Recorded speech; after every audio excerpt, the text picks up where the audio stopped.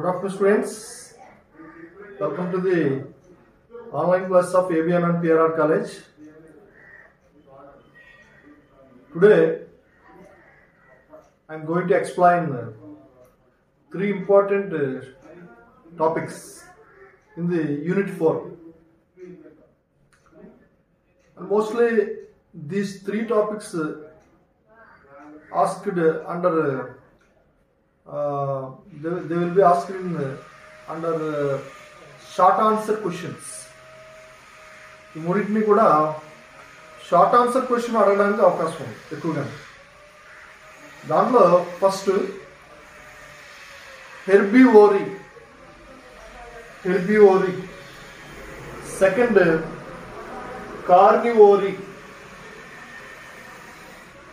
Second carnivory, third pollination. So 3 topics ఉన్నాయి. దాంట్లో first హెర్బివోరీ అంటే ఏంటి చెప్తాను. హెర్బివోరీ మీన్స్ హెర్బివోరీ అంటే ఏంటి అంటే it is the process of taking the plant food. It's called as the herbivory. అంటే మొక్కల నుంచి వచ్చేటువంటి ఆహారాన్ని తీసుకోవడాన్ని హెర్బివోరీ అని చెప్పి పిలుస్తూ ఉంటారు. మనకు తెలుసు హెర్బివోరస్ యానిమల్స్ అంటారు. హెర్బివోరస్ యానిమల్స్ అంటే ఏంటి? These are the animals those feed on plant food. ఏవైతే మొక్కలు మాత్రమే ఆహారంగా తీసుకునేటువంటి యానిమల్స్ ఏవైతే ఉంటాయో వాటిని హెర్బివోర్స్ అని చెప్పి పిలుస్తూ ఉంటారు. ఇప్పుడు హెర్బివోరీ అనేటువంటిది ఏంటంటే it's a type of nutritious habits. It's a type of feeding habits. They depend on the animals of this group depends on plants and plant food. మొక్కల్ని లేదా మొక్కల నుంచి వచ్చేటువంటి ఆహారాన్ని తీసుకునేటువంటి యానిమల్స్ ఏవైతే ఉంటే వాటిని హెర్బివోర్స్ అని చెప్పి పిలుస్తూ ఉంటారు. And herbivores play an important role in the transferring of the energy from one trophic level to another trophic level in a food chain. Trophic level అంటే ఏంటి? ట్రోఫిక్ లెవెల్ అంటే ఒక స్థాయి నుంచి ఇంకో స్థాయికి ఫుడ్ అనేటువంటిది ట్రాన్స్ఫర్ అవడానికి లేదా ఎనర్జీ అనేటువంటిది ట్రాన్స్ఫర్ అవడానికి ఈ హెర్బివోర్స్ అనేటువంటివి చాలా హెల్ప్ చేస్తూ ఉంటాయి. దీంట్లో మనకి చూస్తూ ఉంటే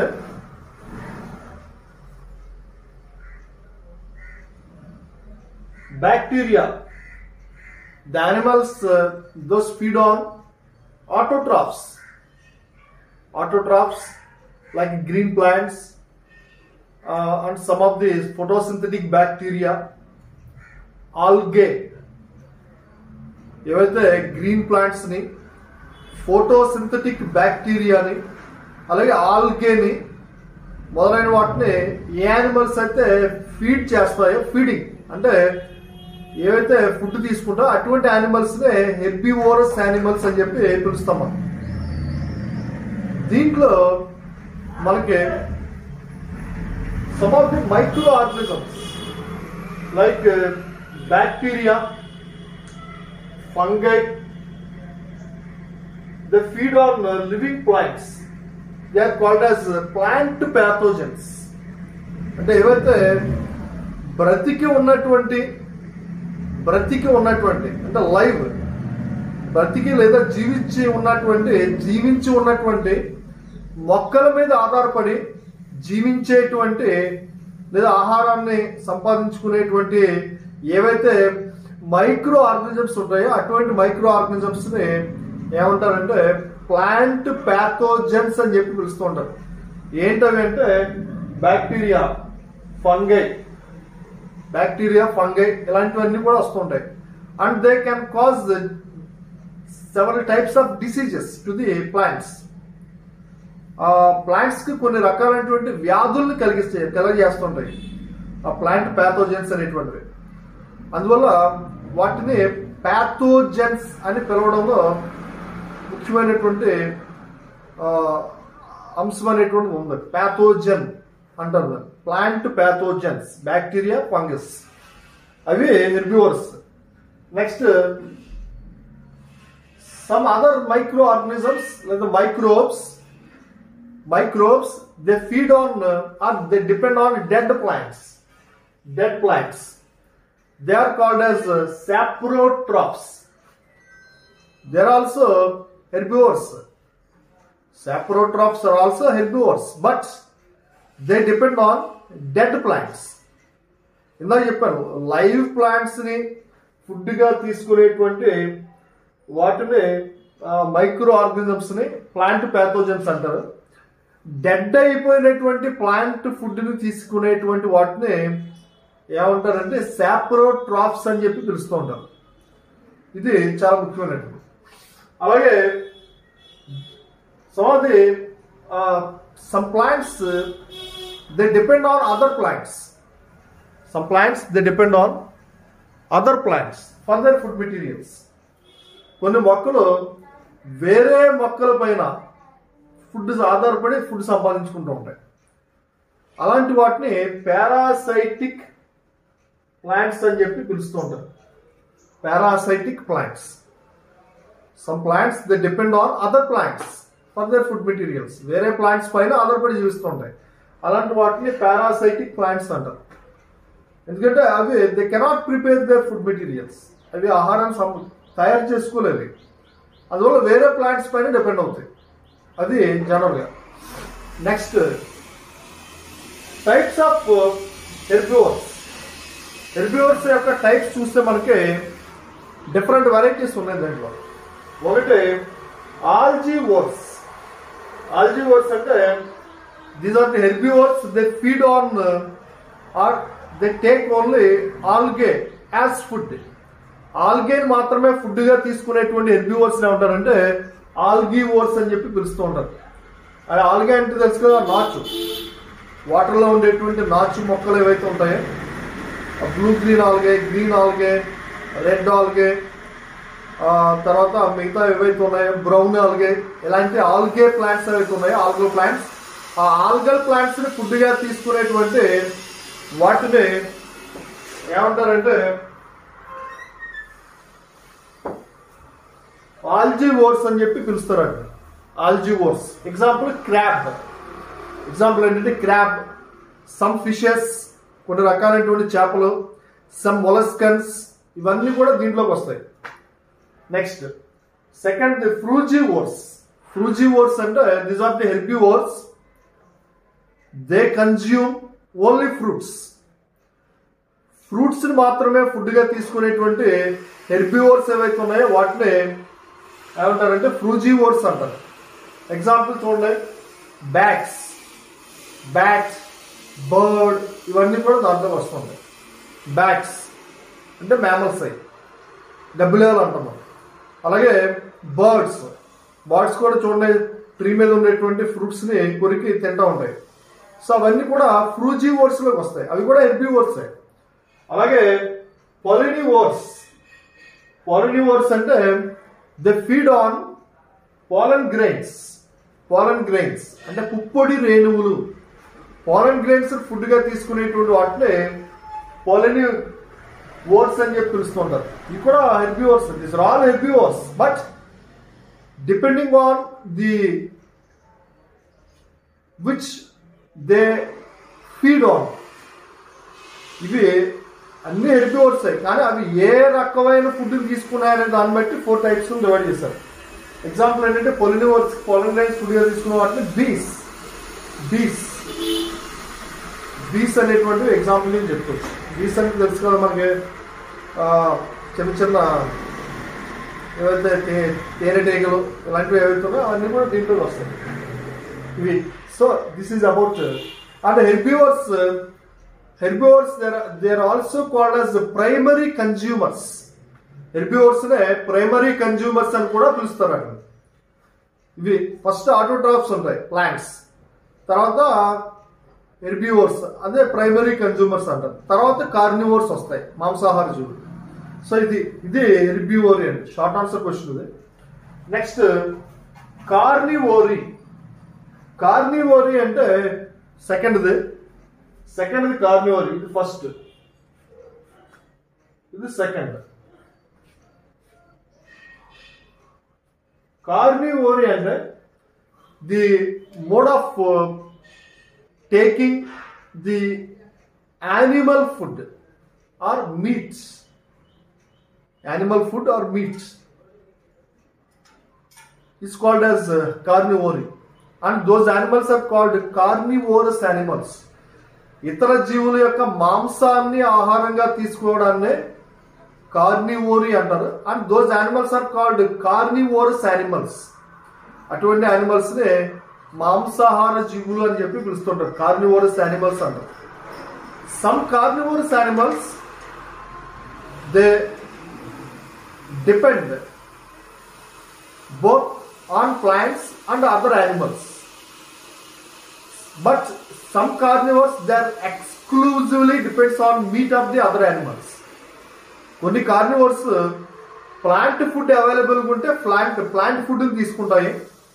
కొన్ని యానిమల్స్ ప్లాంట్ ఫుడ్ లేకుండా యానిమల్ మీట్ దొరికితే యానిమల్ మీట్ తీసుకుంటాయి. అంటే ఏది అవైలబుల్గా ఉంటే ఆ టైంకి ఆ ఫుడ్ని తీసుకుంటాయి. బట్ కొన్ని యానిమల్స్ ఉంటాయి, అవి మాత్రం ప్లాంట్ ఫుడ్ని 80% కూడా తీసుకొని they exclusively depends on the animal food. Only animal ఫుడ్నే తీసుకుంటాయి. ఇలాగా డిఫరెంట్ వెరైటీస్ ఉన్నాయి దీంట్లో. అలాగే ఈ కార్నివోరస్ యానిమల్స్ ఏంటంటే ఎగ్జాంపుల్ దీంట్లో డిఫరెంట్ అడాప్టేషన్స్ ఉంటాయి వాటికి. కార్నివోరస్ యానిమల్స్ అంటే ఏంటి? These are the animals, they kills the other animals and taking the food, taking the meat as the food. వేరే యానిమల్స్ ని చంపి ఆ యానిమల్ యొక్క మాంసాన్ని ఆహారంగా తీసుకోవడాన్ని కార్నివోరీ అంటారు. అటువంటి కార్నివోరస్ యానిమల్స్ కి వేరే యానిమల్ చంపి దాని మాంసం తినాలంటే కొన్ని ప్రత్యేకమైనటువంటి క్యారెక్టర్స్ ఆ బాడీలో ఉండాలి. వాడి బాడీలో క్యారెక్టర్స్ ఉండాలండి. అందులో అటువంటి అడాప్టేషన్స్ ఉంటాయి వాటికి. ఏంటో ఆ అడాప్టేషన్స్ ఆ కార్నివోరస్ యానిమల్స్ ఉండేటువంటి ఆ బాడీలో ఉండేటువంటి ప్రత్యేకమైనటువంటి క్యారెక్టర్స్ ఏమున్నాయి, అడాప్టేషన్స్ ఏమున్నాయటువంటి చూస్తే చూడండి. వూల్ఫ్ చూస్తే తోడేలు వేరే చిన్న చిన్న జంతువులు చంపి తింటా ఉంటుంది. దాని యొక్క టీత్ చూస్తే టీత్ చాలా స్ట్రాంగ్ గా ఉంటాయి. టీత్ షార్ప్ పాయింటెడ్ టీత్ ఉంటాయి. అదే ఒక అడాప్టేషన్ అది. అలాగే బుల్ ఫ్రాగ్స్ ఉంటాయి. బుల్ ఫ్రాగ్స్ అంటే కొద్దిగా పెద్ద సైజులో ఉండేటువంటి ఫ్రాగ్స్. వీటికి ప్రత్యేకమైనటువంటి లక్షణం ఏంటంటే టంగ్ ఈజ్ ప్రొట్రూడెడ్. నాలిక అనేటువంటిది బయటకు ఒకసారిగా ఇలా బయటకు వస్తుంది.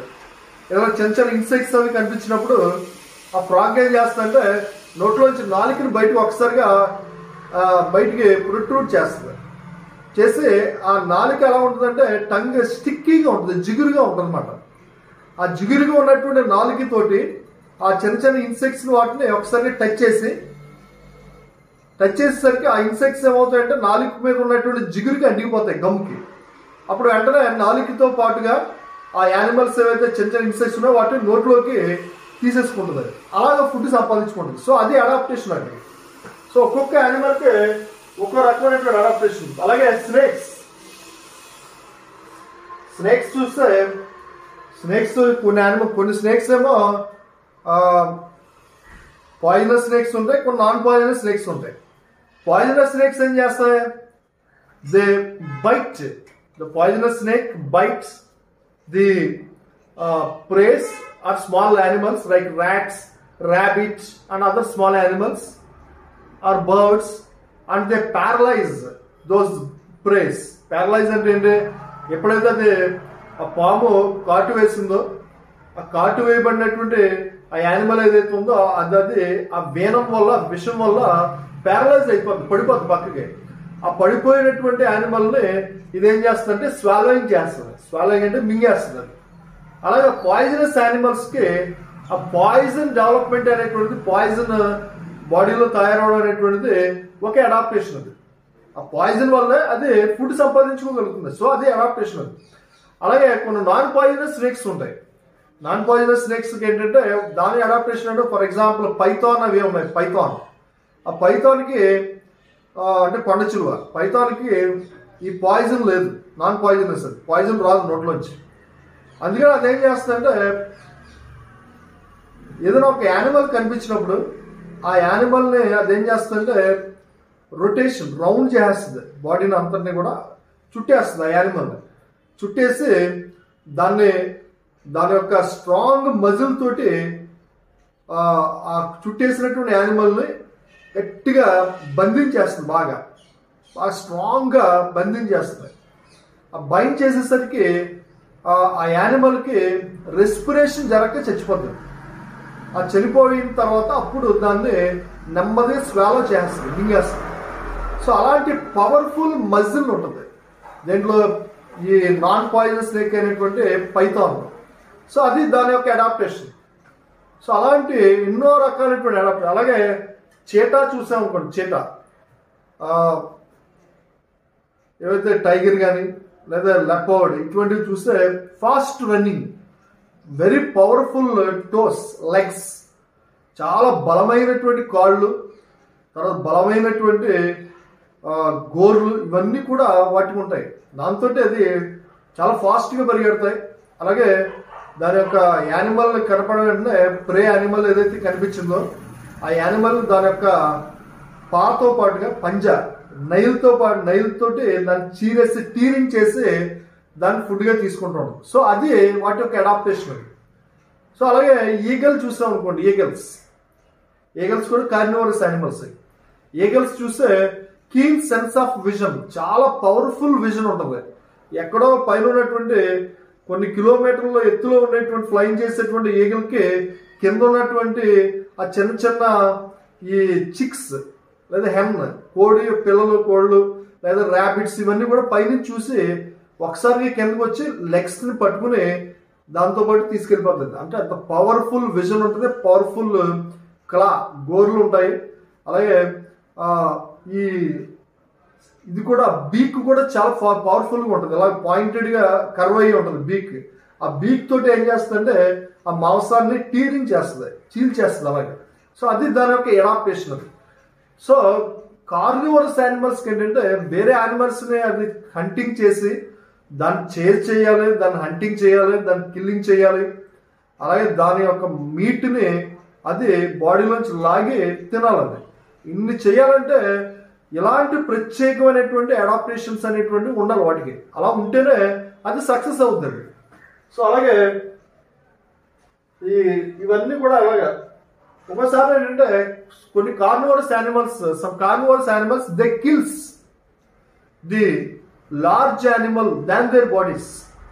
అంటే కొన్ని కార్నివోరస్ యానిమల్స్ టైగర్ ఉందంటే ఆ టైగర్ దాని బాడీ కంటే పెద్ద సైజులో ఉన్నటువంటి యానిమల్ని వేటాడి చంపి తింటూ ఉంటుంది. సో అది ఒక్కోసారి జరుగుతుంది. చూడండి, లయన్స్, టైగర్స్ ఇవి ఉన్నాయి. ఒక్కోసారి వెళ్ళి ఈ పెద్ద బఫెలోస్ ఉంటాయి, ఆ బఫెలోస్ని పట్టుకుని చంపేస్తూ ఉంటాయి. అలాగే ఒక్కోసారి జిరాఫీస్ ఉంటాయి, పెద్ద ఎత్తైనటువంటి జిరాఫీస్. 2-3 టైగర్స్ వెళ్ళి లేదా లయన్స్ వెళ్ళి ఒకేసారి అంత ఎత్తున్నటువంటి జిరాఫీని పట్టుకుని చంపేసి దాని యొక్క మాంసాన్ని తింటూ ఉంటాయి. అలాగే వాటర్ బఫెలోస్ ఉంటాయి. వాటర్ బఫెలోస్ చాలా పెద్ద యానిమల్ అది. ఆ యానిమల్స్ని కూడా ఈ టైగర్స్ అవి చంపి తింటూ ఉంటాయి. అంటే ఈ కార్నివోరస్ యానిమల్స్ ఒక్కొక్కసారి వాటి బాడీ కంటే పెద్ద సైజులో ఉన్నటువంటి అదర్ యానిమల్స్ని కూడా చంపి తినేటువంటి కెపాసిటీ అనేటువంటిది దీంట్లో కనిపిస్తూ ఉంటుంది. సో అది దీంట్లో ఉన్నటువంటి ప్రత్యేకమైనటువంటి అడాప్టేషన్. సో ఇది కార్నివోరియన్. నెక్స్ట్ పాలినేషన్, అది చెప్తాను.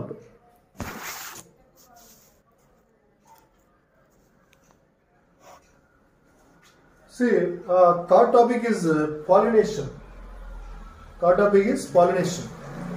పాలినేషన్ అనేటువంటిది ఏంటంటే it is a type of reproductive process in which the pollen grains of one flower are transferred to the reproductive tract of the flower. Female reproductive tract of the flower.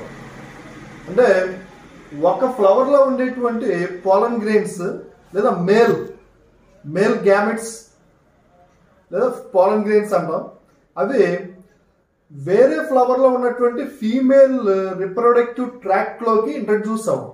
So దాన్నే pollination అని చెప్పి పిలుస్తుంటాం. So after pollination the fertilization takes place. After fertilization the fruits and seeds are develop. ఇవన్నీ జరగాలంటే first of all pollination అనేటువంటి జరగాలి. Male reproductive ట్రాక్ట్లో ఉండేటువంటి ఆ పాలన్ గ్రెయిన్స్ వేరే ఫ్లవర్లో ఉన్నటువంటి ఫీమేల్ రిప్రొడక్టివ్ ట్రాక్ట్లోనికి ట్రాన్స్ఫర్ అవ్వడం అది, దాన్నే పాలినేషన్ అని చెప్పి పిలుస్తూ ఉంటాం.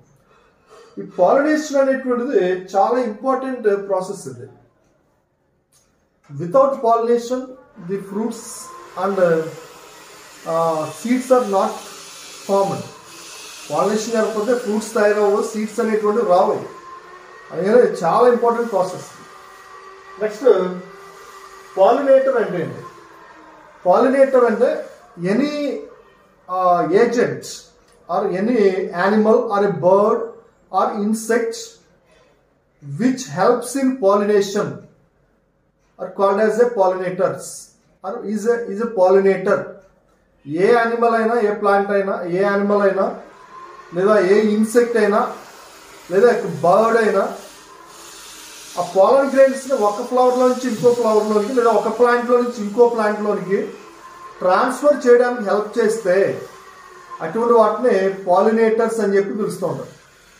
ఈ జనరల్గా ఈ పాలినేటర్స్ అనేటువంటి చూస్తే మనకి నేచర్లో there are about 2 lakh animals. 2 lakh animals are useful in pollination or helps in pollination. సుమారుగా నేచర్లో మనకి దగ్గర 2 lakh యానిమల్ స్పీషీస్ ఏవైతే ఉన్నాయో, ఇన్సెక్ట్స్ అవ్వచ్చు, యానిమల్స్ బర్డ్ స్పీషీస్ అవ్వచ్చు, యాంట్స్ అవ్వచ్చు, బటర్ఫ్లైస్ అవ్వచ్చు, వ్యాస్ప్ అవ్వచ్చు, వ్యాస్ప్ అంటే కందిరీగ, ఇవన్నీ కూడా దగ్గర 2 lakh స్పీషీస్ ఉన్నాయి. ఈ 2 lakh స్పీషీస్ యానిమల్స్ మనకి ఈ పాలినేషన్లో హెల్ప్ చేస్తూ ఉంటాయి. దాంట్లో మెయిన్గా మనకి పాలినేషన్లో మెయిన్గా ఏవైతే యానిమల్స్ ఇన్సెక్ట్స్ ఉంటాయో, the insects which helps in the pollination is called as entomophily. If the pollination is carried by insects, it is called entomophily. అంటే ఇన్సెక్ట్స్ ద్వారా జరిగేటువంటి పాలినేషన్ ఏదైతే ఉందో దాన్ని ఎంటమోఫిలీ అని చెప్పి పిలుస్తూ ఉంటారు. అలాగే అదర్ యానిమల్స్ ఏవైతే బర్డ్స్ కానీ ఇంకా వేరే యానిమల్స్ ఏవైతే ఉన్నాయో వాటి ద్వారా జరిగేటువంటి పాలినేషన్ జూఫిలీ అని చెప్పి పిలుస్తుంటారు. జూఫిలీ. నెక్స్ట్ ఇంకా దీంట్లో మనకి జూఫిలీలో అంటే ఏవైతే ఈ పాలినేషన్ ఏదైతే జరగాలో అటువంటి వాటికి హెల్ప్ చేసేటువంటి యానిమల్స్ ఏమన్నాయటువంటి చూస్తే బీస్ ఏమన్నాయంటే బీస్ కందిరీగ, తర్వాత తేనెటీగలు, వ్యాస్ప్ కందిరీగ, తర్వాత యాంట్స్ చీమలు. అప్పుడప్పుడు చీమలు కూడా ఈ యాంట్స్ కూడా పాలినేషన్ హెల్ప్ చేస్తుంటాయి. బటర్ఫ్లైస్ సెదవాక్ చిలుకలు, ఇవన్నీ కూడా పాలినేటర్స్కి యాక్ట్ చేస్తూ ఉంటాయి. వీటిని అట్రాక్ట్ చేయడానికి అంటే ఈ పాలినేటర్స్ని అట్రాక్ట్ చేయడానికి ఆ ప్లాంట్ ఏం చేస్తుందంటే ఫ్లవర్స్ని చాలా బ్యూటిఫుల్గా డెవలప్ చేసుకుంటాయి. అంటే ఆ ఫ్లవర్స్ యొక్క ఆ బ్యూటీకి ఈ యాంట్స్, ఈ వ్యాస్ప్, ఈ తర్వాత బీస్ లేదా ఈ బర్డ్స్ ఇవన్నీ కూడా ఆ ఫ్లవర్ని చూసి అట్రాక్ట్ అవుతాయి అన్నమాట. అట్రాక్ట్ అయ్యి ఆ ఫ్లవర్కి దగ్గరికి వెళ్తాయి.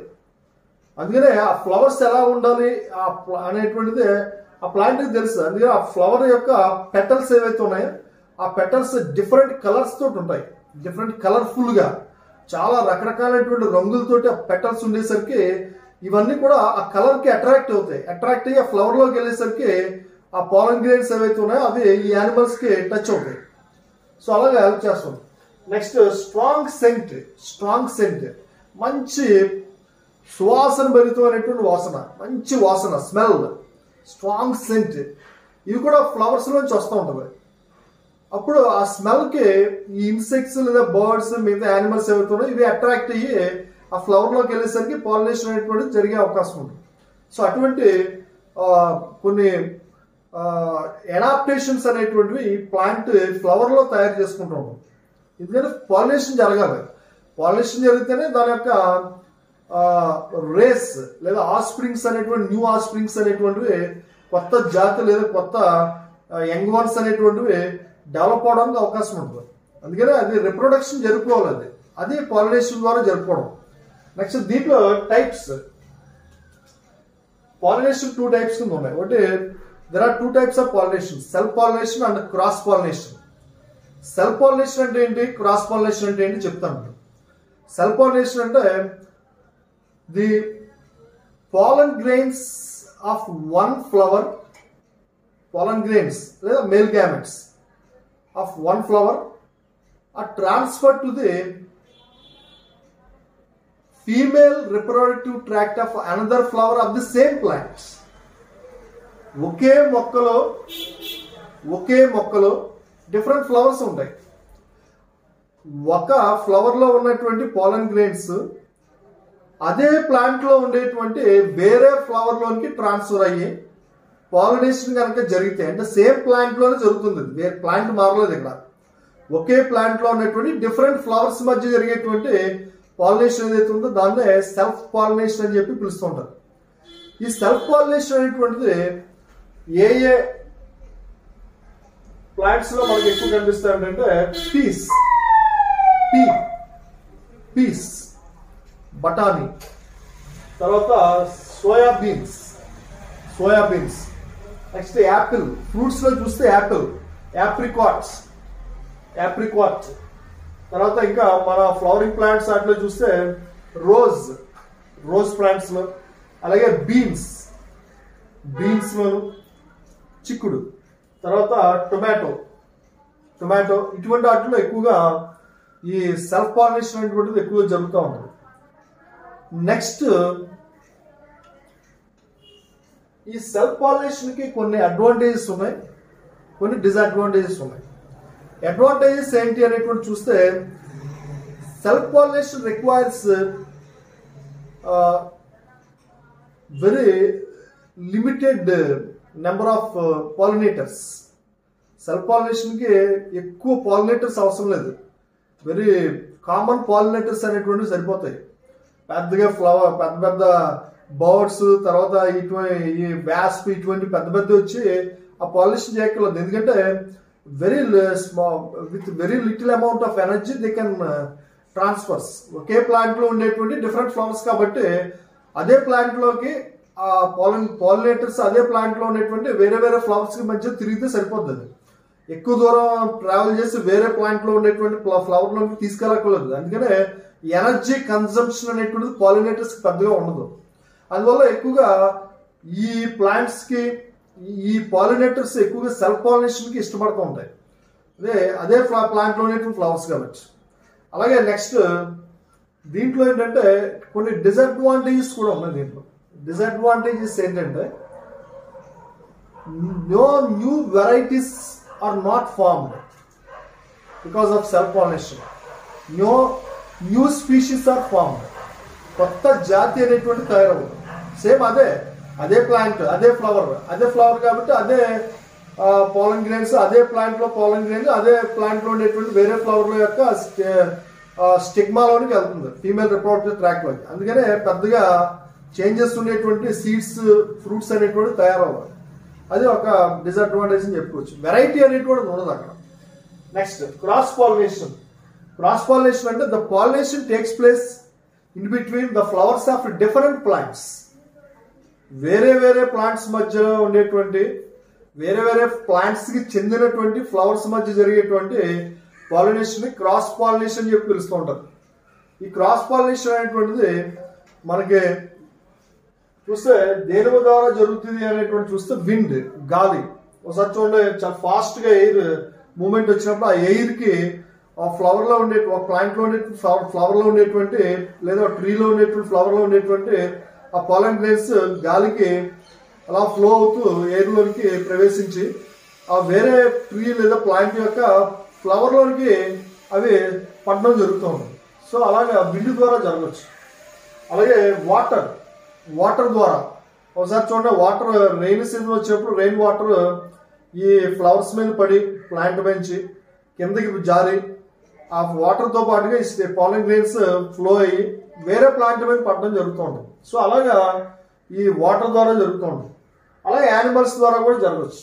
యానిమల్స్ చెప్పారు కదా, బీస్, వాస్ప్, బటర్ఫ్లైస్, బర్డ్స్, యాంట్స్, ఇవన్నీ కూడా యానిమల్స్ క్రాస్ పాలినేషన్కి హెల్ప్ చేస్తూ ఉంటాయి. అలాగే క్రాస్ పాలినేషన్ ఉండేటువంటి అడ్వాంటేజ్ ఏంటి, డిసడ్వాంటేజ్ అనేటువంటి చూస్తే అడ్వాంటేజ్ ఏంటంటే క్రాస్ పాలినేషన్లో న్యూ స్పీషీస్ అనేటువంటి తయారవుతుంది. క్రాస్ పాలినేషన్ వల్ల కొత్త వెరైటీస్ అనేటువంటివి తయారవడానికి అవకాశం ఉంటుంది. అంటే వేరియేషన్ ఉన్నటువంటి కొత్త మొక్కలు లేదా కొత్త జాతులు అనేటువంటి తయారవడానికి అవకాశం ఉంది. నెక్స్ట్ డిసడ్వాంటేజ్ ఏంటంటే it takes more energy to transfer the cross pollination to the pollinators. ఏవైతే పాలినేటర్స్ ఉన్నాయో ఆ పాలినేటర్స్కి ఒక ప్లాంట్లో నుంచి వేరే ప్లాంట్కి లేదా ఒక ట్రీ నుంచి వేరే ట్రీకి అవి పాలిన్ గ్రెయిన్స్ తీసుకువెళ్ళడానికి కొంత ఎనర్జీ కన్జంప్షన్ అవుతూ ఉంటుంది. ఈ ఒక ట్రీలోంచి ఇంకో ట్రీలోకి పాలిన్ గ్రెయిన్స్ వెళ్ళేటప్పుడు కొన్ని పాలిన్ గ్రెయిన్స్ నేల మీదకి డ్రాప్ అయిపోవడం జరుగుతూ ఉంటుంది. సో దానివల్ల సక్సెస్ రేట్ అనేటువంటిది క్రాస్ పాలినేషన్లో ఈ సెల్ఫ్ పాలినేషన్తో కంపేర్ చేస్తే సక్సెస్ రేట్ అనేటువంటిది క్రాస్ పాలినేషన్లో కొంచెం తక్కువగా ఉంటుంది. సో ఇలాగా డిఫరెంట్ ప్లాంట్స్ మనకి ట్రీస్ మనకు చాలా రకాలైనటువంటి వెరైటీస్ ఈ క్రాస్ పాలినేషన్ గురించి చెప్పుకోవచ్చు. పీస్, బీన్స్ ఇవన్నీ కూడా దాంట్లో వస్తూ ఉంటాయి సేమ్. సో ఇది up to this I have completed the fourth unit అనేటువంటి కంప్లీట్ అయిపోతుంది. నెక్స్ట్ క్లాస్ ఫిఫ్త్ యూనిట్ చెప్తాను.